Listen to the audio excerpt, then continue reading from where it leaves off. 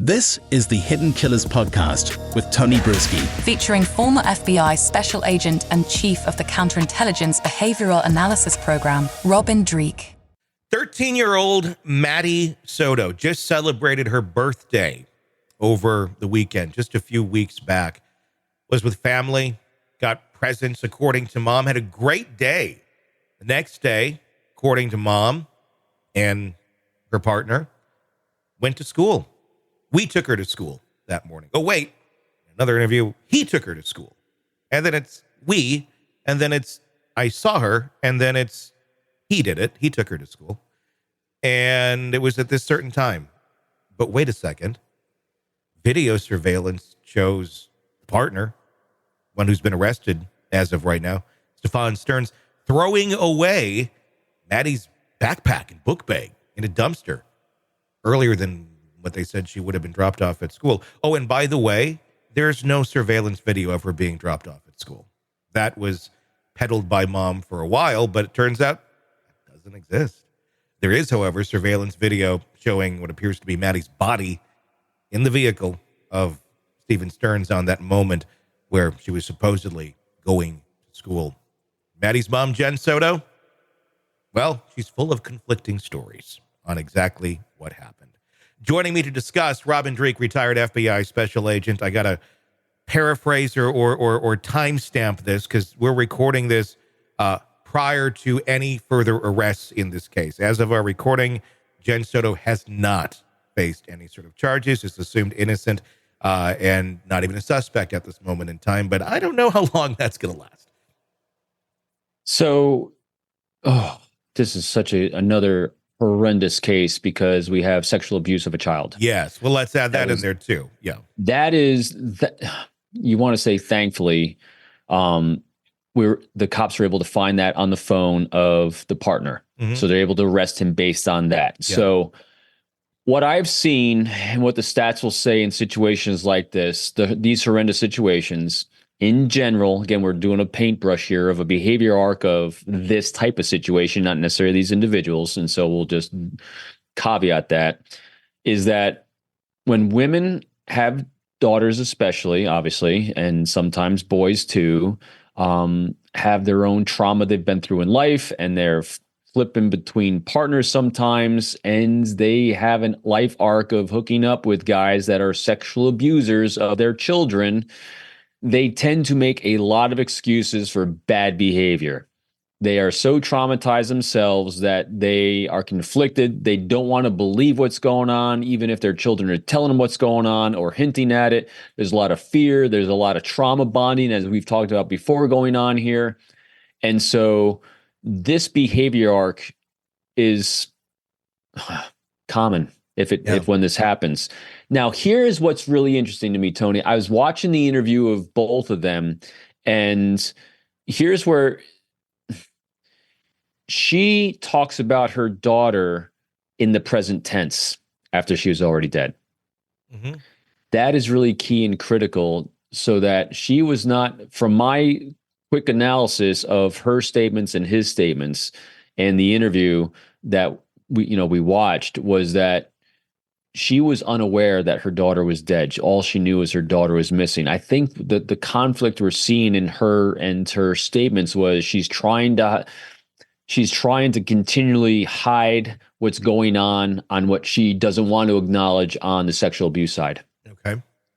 And I don't think she's aware of the fact that her daughter's dead, because so people that are witting of someone being deceased and they're trying to hide it, again, these things fall apart sometimes, but in general, they talk about the person, and it slips. They talk about the person in the past tense. Mm-hmm. And she even said, the mother talked about her daughter in the present tense, and she indicating she didn't know she was dead by, supposedly, possibly by her partner's hand or someone else's. And that's a good point. But at the same point, she also seemed to mix up if it was we or he or whatnot of what they were doing. It's hiding. And when the last time that she saw Maddie as well. In one interview, it was the night before she supposedly went to school. The next one, it was that morning. Saw her getting dressed. Even said, I love you. Have a good day. Conflicting, completely different stories. Yep. And I get, everyone goes through grief differently. To me, I mean, it's my personal, I guess, opinion. I've never had a missing child, but if I did, I would think that time when they're missing is going to be the worst, because it's the not knowing. It's the scary, oh my God, what is happening here? And I'm not a body language expert, but I play one on TV. No, but I talk to many of them.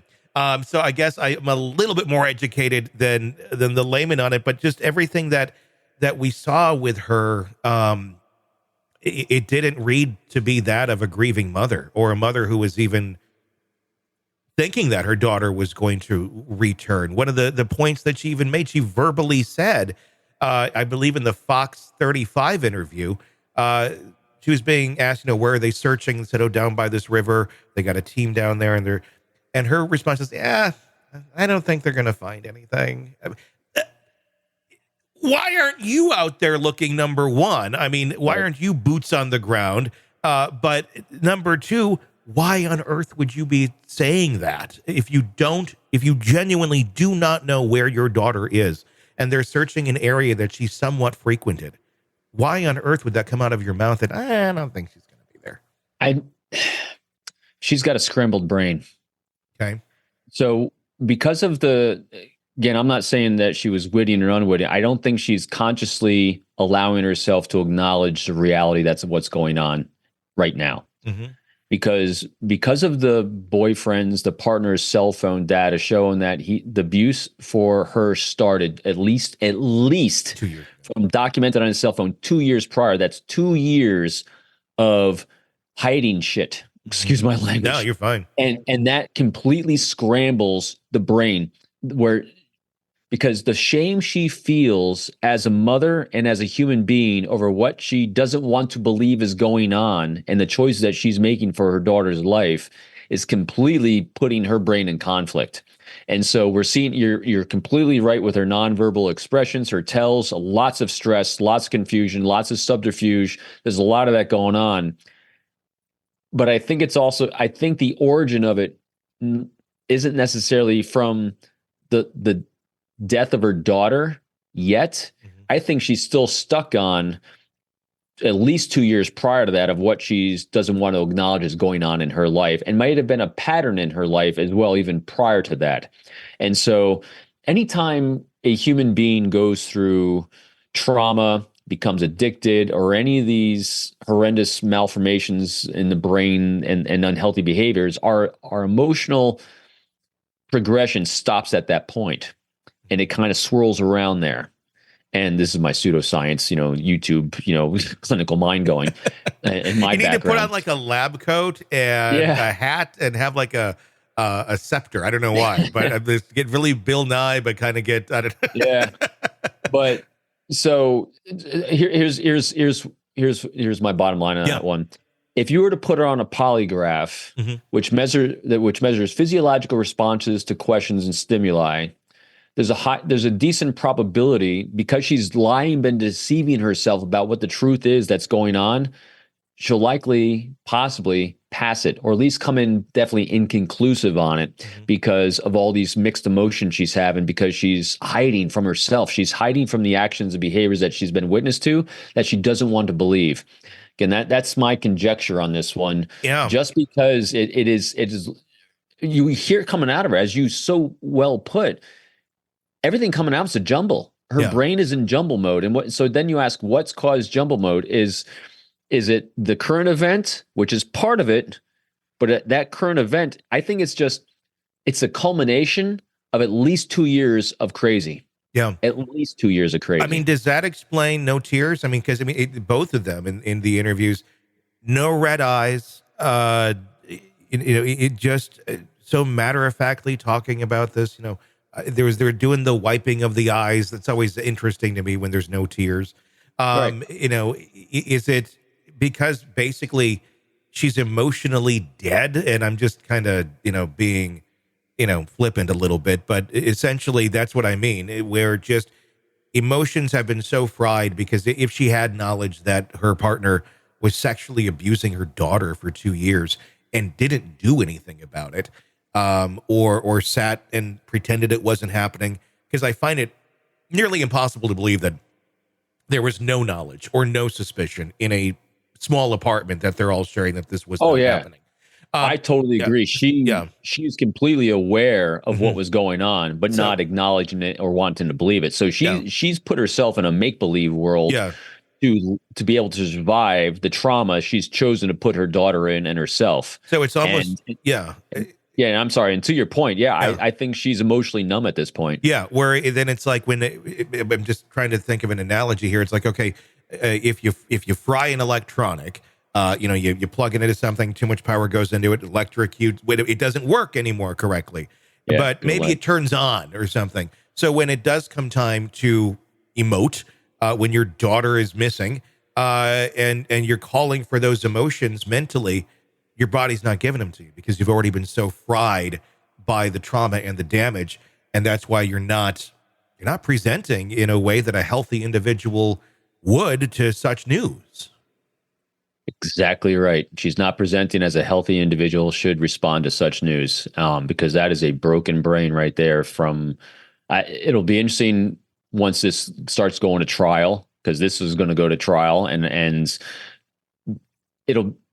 once we find out more about the boyfriend and partner that did all the sexual abuse, and we start seeing the tendrils and the text messages and emails and correspondence and all the other people that they're touching the lives of, I think that's when we're going to start getting a fuller picture of the depth of what was going on and for how long, and potentially not just with this girl and this one victim. I mean, I have no idea about any other relationships because there hasn't been put out there. But as we know, you don't go from 0 to 100. This will not be, my guess is this will not be the only child this guy abused. Yeah. It doesn't work that way. No, it does not work that way. And so I think as we start seeing the tendrils here, and I think we're going to start seeing a behavior pattern with the mother as well, with prior boyfriends, again, this is not throwing her under the bus. Yeah. There's a lot of trauma going on here that causes someone to make the choices they do in life and cause complete destruction of other people's lives. And I think this is going to be one of those cases we're going to see a lot of pain and destruction along the way. Want to listen ad-free? Want advanced access to all of our interviews before anyone else? Become a True Crime Today Premium Plus subscriber on Apple Podcasts. You get every episode commercial-free. So you can binge on true crime until you can binge no more. Search True Crime Today Premium Plus on Apple Podcasts now, or go to our podcast page and sign up now. More of the Hidden Killers podcast next.